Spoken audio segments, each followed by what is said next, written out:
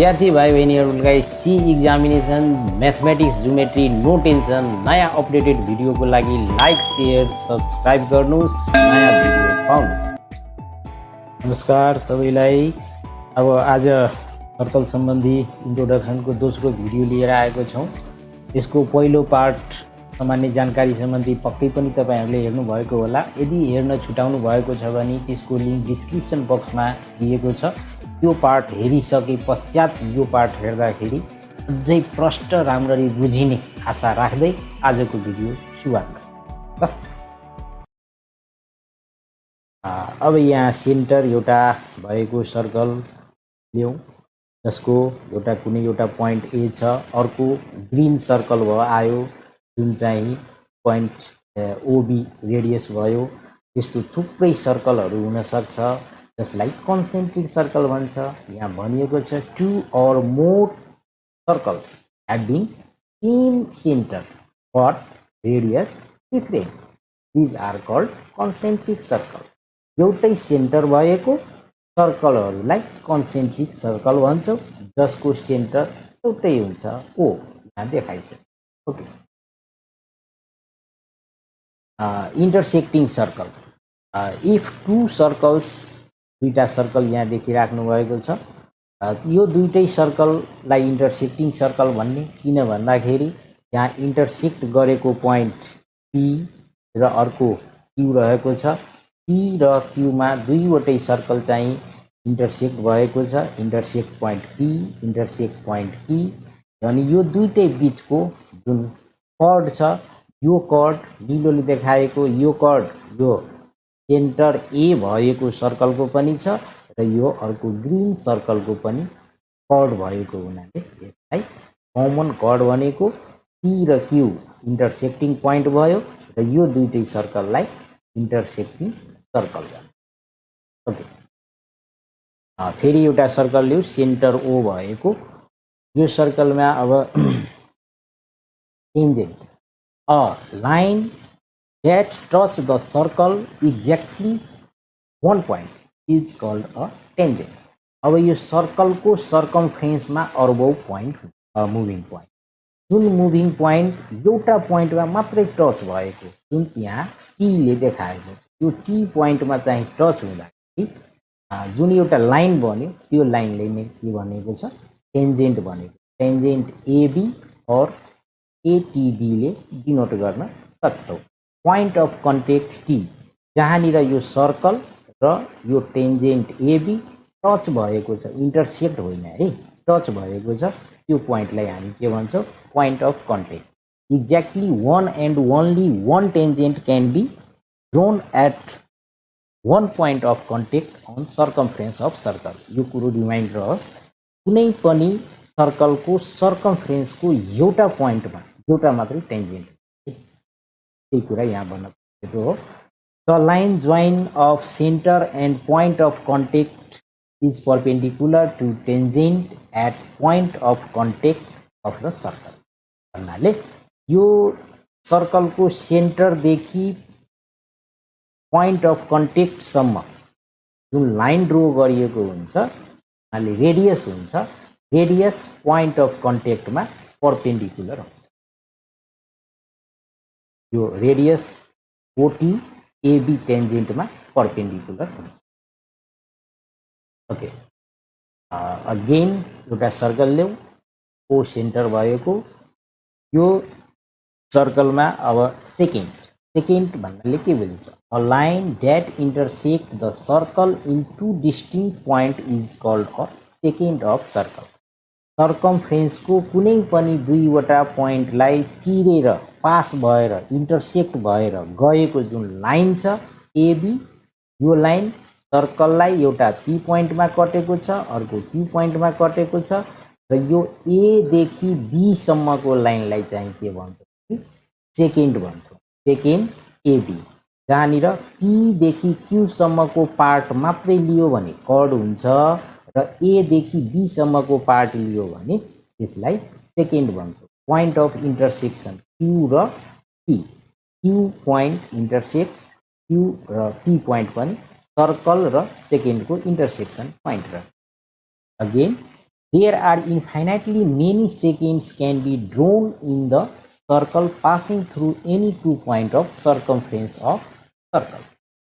कुनै पनि सर्कलमा यस्तो थुप्रै सेकेन्डहरू अरबौं सेकेन्डहरू बनाउन सक्छौं. ओके, अब फेरि एउटा सर्कल ल्याऊ सेन्टर ओ भएको. यो सर्कलमा अब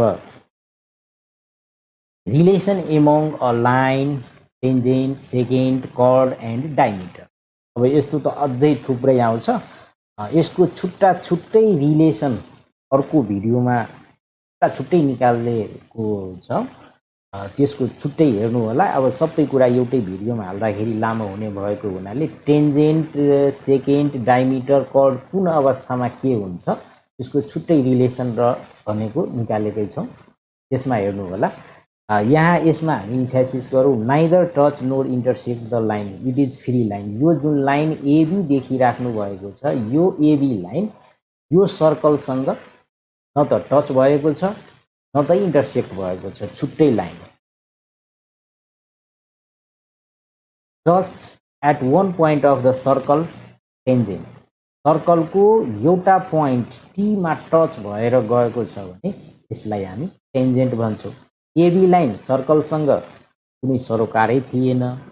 आरएस लाइन आयो सर्कमफ्रेन्सको एउटा पोइन्टमा टच मात्रै भएको है, इन्टरसेक्ट भएको होइन, एउटा पोइन्टमा टच भएको, त्यसलाई टेन्जेन्ट भन्यौँ.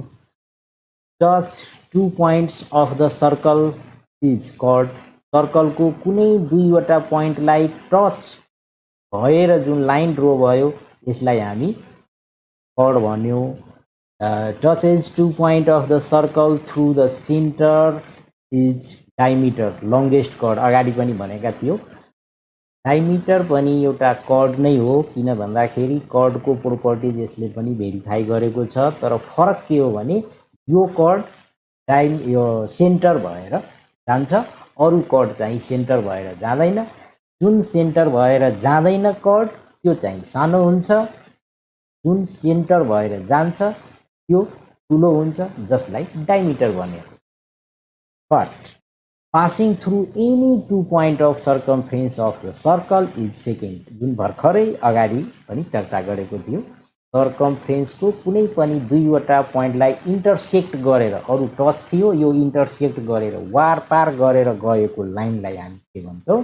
सेकेन्ड भन्छौँ. अब फेरि अब एउटा हामी सर्कल ल्याऊ.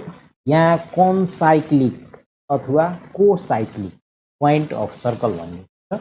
In geometry, a set of points are said to be concyclic or cocyclic if they lies on a common circle. यस्तो थुप्रै पोइन्टहरू जुन चाहिँ सर्कलको सर्कमफ्रेन्समा मुभिङ पोइन्टमा छ भने त्यसलाई हामी कन्साइक्लिक अथवा कोसाइक्लिक भनेर बुझ्छौँ. जस्तो यहाँ पोइन्ट ए भयो, पोइन्ट बी भयो, अर्को पोइन्ट मुभिङ पोइन्ट सी रहेको छ, अर्को पोइन्ट डी रहेको छ, अर्को पोइन्ट यहाँ पी आयो, अर्को पोइन्ट यहाँ टी आयो. यो सबै पोइन्ट के छ त? सर्कमफ्रेन्सको पोइन्ट हो. यस्तो अर्बौं पोइन्ट हुन सक्छ. यी सबै पोइन्ट एउटै सर्कल सेन्टर ओ भएको सर्कमफ्रेन्समा परेको छ.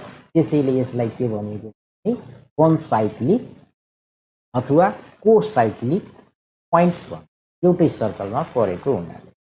All the concyclic points are at a same distance from the center. भन्नाले यो A B C D P T जति पनि सर्कमफ्रेन्सको कोसाइक्लिक पोइन्ट छन् सेन्टर ओबाट बराबर डिस्टेन्समा पर्ने हुन्छ. भन्नाले ओए डिस्टेन्स, ओबी डिस्टेन्स, ओटी डिस्टेन्स यो सबै के हुन्छ? बराबर डिस्टेन्स हुन्छ. किनभने सबै एउटै सर्कलको रेडियाई हो. रेडियाई अलवेज इक्वल हुन्छ. तर टी पोइन्ट्स, अब एउटा प्लेन ल्याऊ, यसको लागि एउटा प्लेन ल्याऊ. यो प्लेनमा तीनवटा पोइन्ट्स, पोइन्ट 1, पोइन्ट 2, पोइन्ट 3. अब यस्तो तीनवटा पोइन्ट जुन चाहिँ एउटै स्ट्रेट लाइनमा फेरि छैन है, एउटा स्ट्रेट लाइनमा पर्ने छैन भने त्यो तीनवटा पोइन्ट भएर एउटा सर्कल बनाउन सक्छौ. त्यसैले यो चाहिँ के भयो? कन्साइक्लिक भयो. Okay, now but 4 or more such point, अघि त 3टा पोइन्ट प्लेनमा लिँदाखेरि जुन चाहिँ लाइनमा परेको छैन भने सर्कलको सर्कमफ्रेन्समा पर्छ भन्ने कुरा हामी हेर्यो। तर यो कुनै ग्यारेन्टी छैन। 4 र 4 भन्दा बढी पोइन्ट भयो भने, जस्तो अब एउटा त्यसको लागि प्लेन ल्याऊ, पोइन्ट एउटा, दुईटा पोइन्ट, तीनटा पोइन्ट, त्यसैगरी 4 वटा, 5 वटा, 6 वटा जति पनि पोइन्ट लिँदा हुन्छ। यो कुनै ग्यारेन्टी छैन कि यो सबै पोइन्ट एउटा सर्कलमै पर्छ। It is not necessary to be a concyclic cyclic. Okay, cyclic polygons circles. अब साइक्लिक पोलिगन कस्तोलाई भन्ने त्यसको बारेमा हामी चर्चा गरौँ। एउटा सर्कल लिइहालेको छौँ, ओ सेन्टर भएको सर्कल, साइक्लिक ट्रायंगल। ट्रायंगल भन्ने बित्तिकै के बुझिन्छ भन्दाखेरि 3वटा साइड भएको प्लेन फिगर। जुन प्लेन फिगर चाहिँ के कस्तो भन्दाखेरि ती vertices of triangle are lies on a circumference of a circle is known as cyclic triangle. कुनै पनि ट्रायंगलको 3वटै भर्टिसेजहरू सर्कमफ्रेन्समा परेको छ भने यसलाई हामी साइक्लिक ट्रायंगल भन्छौँ। र जुन सुकै ट्रायंगल, जस्तो सुकै ट्रायंगल पनि साइक्लिक ट्रायंगल हुन्छ। Every triangle is cyclic. तर यो अरूमा चाहिँ लागू हुन्छ, ट्रायंगलमा चाहिँ। अर्को अब यस्तै सर्कल ल्याऊ, यहाँ साइक्लिक क्वाड्रिलेटरल भनिएको छ। क्वाड्रिलेटरल भन्ने बित्तिकै 4वटा भर्टिसेज हुन्छ। जुन 4वटै भर्टिसेजहरू सर्कलको सर्कमफ्रेन्समा छ भने यसलाई हामी साइक्लिक क्वाड्रिलेटरल भन्छौँ। तर यस्तो साइक्लिक यो क्वाड्रिलेटरल अन्य पनि हुन सक्छ, सबै क्वाड्रिलेटरल चाहिँ साइक्लिक हुन्छ नै भन्ने कुरा भयो। अब साइक्लिक एउटा सर्कल ल्याऊ, साइक्लिक प्यारालेलोग्राम। साइक्लिक प्यारालेलोग्राम भन्ने बित्तिकै प्यारालेलोग्राममा पनि 4वटा भर्टिसेज हुन्छन्। 4वटै भर्टिसेजहरू सर्कलको सर्कमफ्रेन्समा छ भने त्यस्तो प्यारालेलोग्रामलाई हामी साइक्लिक प्यारालेलोग्राम भन्छौँ।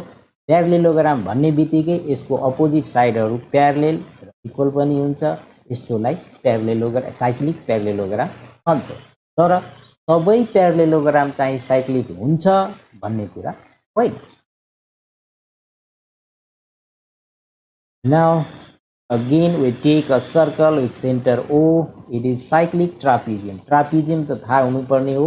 यस्तो क्वाड्रिलेटरल जसको 2वटा साइड प्यारलेल हुन्छ। Quadrilateral having 2 sides are parallel is trapezium. यहाँ पनि 4वटा भर्टिसेज हुन्छ। 4वटै भर्टिसेज सर्कलको सर्कमफ्रेन्समा पर्यो भने यस्तो ट्रापेजियमलाई साइक्लिक ट्रापेजियम भन्छौँ। ट्रापेजियम भन्ने बित्तिकै अगाडि चर्चा गरेका थियौँ, अपोजिट 2वटा साइड चाहिँ के हुन्छ, प्यारलेल हुन्छ। बाँकी जुन 2वटा साइड हुन्छ अन्य केसमा इक्वल हुँदैन।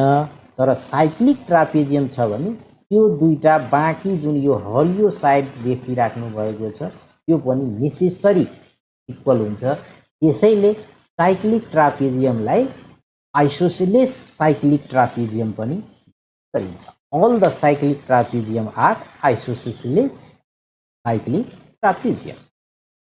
Okay. अगेन एउटा सर्कल ल्याऊ, सेन्टर O भएको। सबै पोलिगनहरू यस्ता अगाडि जुन देख्नु भएको छ, cyclic triangle, cyclic quadrilateral, cyclic Pentagon सबै चाहिँ साइक्लिक पोलिगन हो। सबै सेपको भर्टिसेजहरू सर्कमफ्रेन्समा पर्यो भने त्यसलाई हामी साइक्लिक पोलिगनको रूपमा भन्न सक्छौँ।